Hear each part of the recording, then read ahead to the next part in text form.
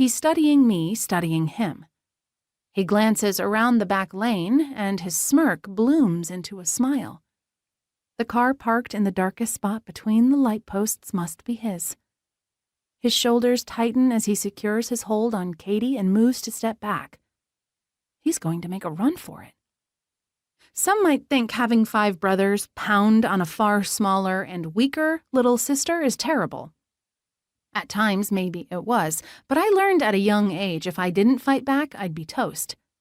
I can hold my own in an all-out fisticuff, and there's no way this shadow-skirting gobshite is making off with Katie while I still have an ounce of breath in my lungs. When he checks over his shoulder, I seize his moment of distraction and launch. I run and use momentum to boost my impact.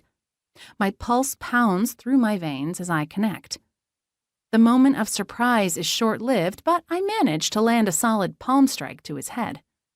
The hit shifts his focus from Katie to me.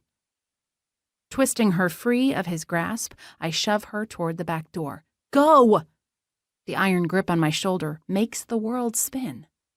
Hot breath washes my cheek, and the scent of cinnamon and pine trees assault my senses.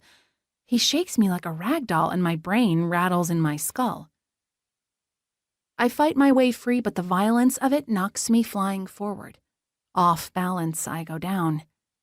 The asphalt bites into my hands and knees, and I hiss. My palms take the worst of it, but I scramble into a crouch.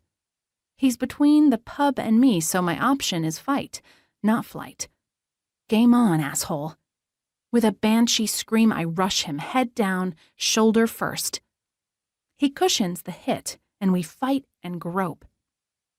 I'm outweighted and outmuscled. That's nothing new. Hellcat works for me. I'm clawing at his face while I slam my boot heel into the top of his foot. He curses and grips my elbow with bruising force and pulls me against his broad chest. Twisting with all my weight, I make a solid grab for his crotch. My hands aren't big, but I grab all I can and squeeze like I'm juicing an orange to a pulp. Bitch! My knee meets his face as he buckles over. Then I start punching. I don't stop when he drops to the ground. I don't stop when he's got his arms over his head. Lost in a rabid rage, I lose track of the world around me. The roar of fury brings him bursting back to his feet. He lifts me off the ground like I weigh nothing and slams me into the trunk of a tree. Pressed face first against the rough bark, I try to push back. I've got nothing left. I twist in his hold but get nowhere. Where his palm presses between my shoulder blades, his touch burns my skin. Prickly tingles zing into my cells, and my senses explode.